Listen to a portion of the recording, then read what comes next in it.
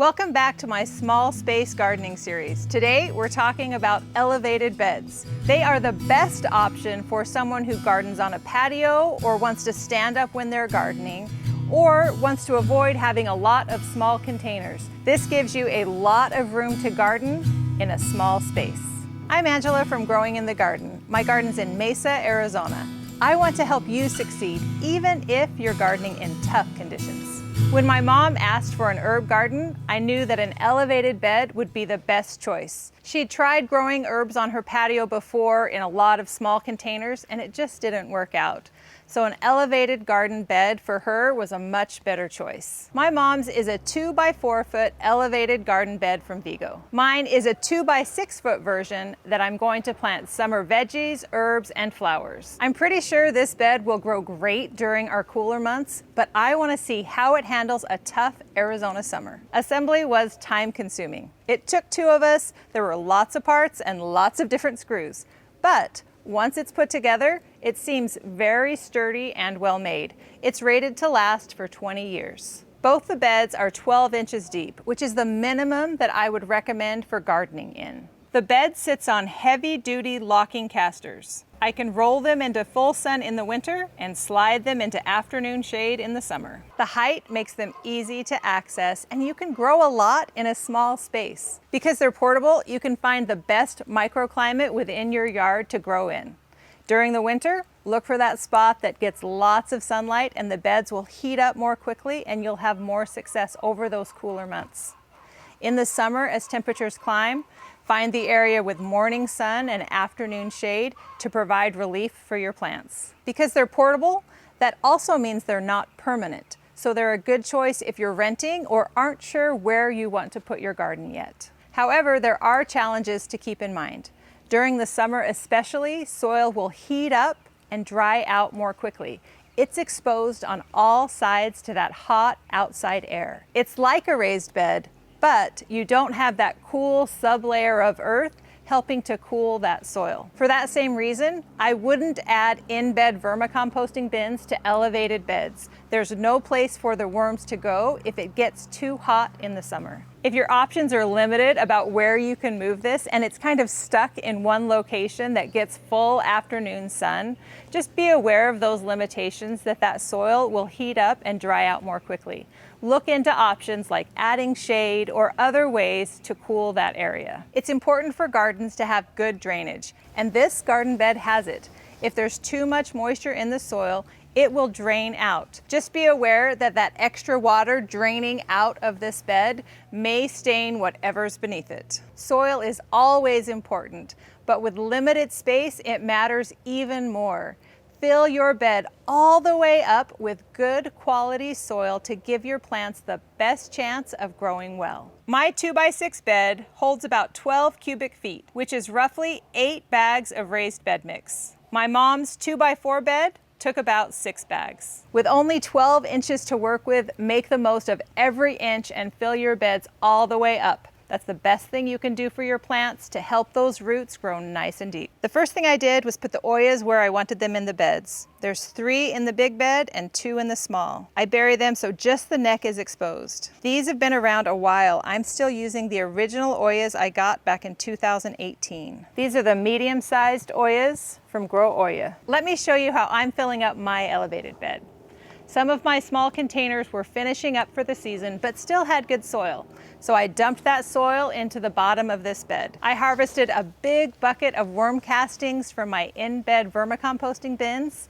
If I can't have worms, I still want to add all of that good microbial activity into this bed. And then I'm finishing it off by adding the raised bed mix from Arizona Worm Farm. To help keep this bed from drying out, I'm also mixing in some locally sourced wool pellets, about a pound for every 10 square feet. Wool pellets absorb up to 20 times their weight in water and release it slowly. They add a gentle dose of nitrogen and micronutrients, improve aeration, and can help regulate soil temperature. This is great for hot, dry climates. You want to mix them into the top 6 inches of soil. I'm excited to see how these work and if I notice any differences, especially as temperatures climb. I love using Oyas in spots like this where it'd be inconvenient to have drip lines and I don't want all that excess water draining out. and the Oya can act a little bit like a moisture meter. If I take off the lid and it's still full, that means the surrounding soil is still full of moisture. If it's empty, I'll fill up the Oya and check the surrounding soil to see if it needs watered as well. When you're gardening in a small space, it's even more important to prioritize the crops you most want to grow, plant them at the right time, and give them enough space. I'm using the planting and spacing guidelines from my Zone 9 and 10 planting guide. When you're choosing crops for small space gardening, look for crops that have the name dwarf or compact or bush variety in the title. That clues you in that it will take up a little bit less space. To maximize the growing space of this bed, I'm adding compact Roma tomatoes. We'll still get full-size Roma tomatoes, but the plant doesn't get as large. I'm also adding my favorite variety of basil, Emerald Towers. These plants grow tall, not wide, so it really maximizes the growing space in something like this elevated bed. I'm also choosing this early ripening jalapeno, so hopefully I can get a nice crop before it gets too hot. Even in a small space like this, I'm practicing companion planting principles. That means mixed in with my vegetables, I'm adding herbs and flowers. Along with the basil, I'm also planting some thyme.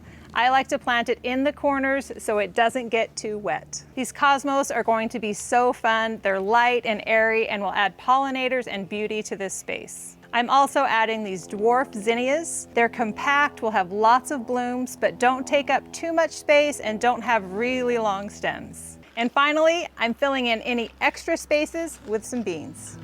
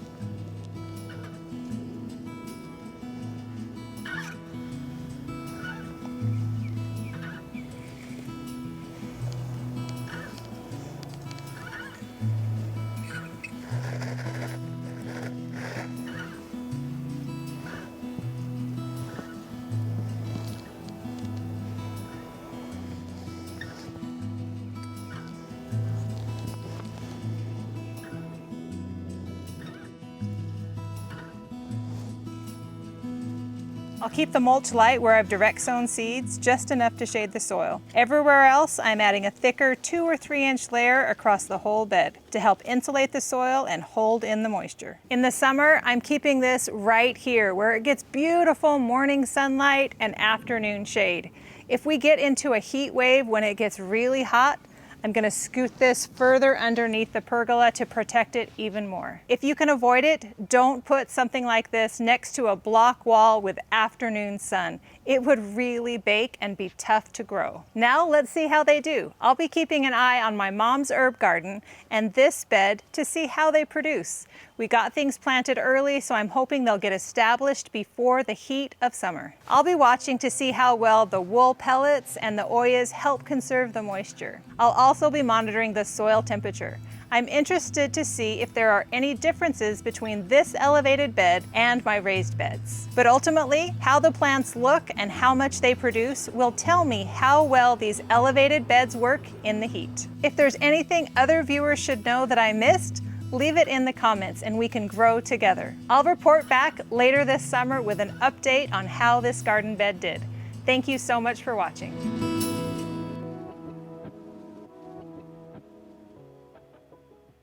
Welcome, and then they are. Wait for the plane. Is that what I'm starting with? Okay, so you can't add worms, basically. How do you not say moist there? I do, right there I did, right? And I'm filling in, and finally, okay. I will also be, I'm gonna get a drink.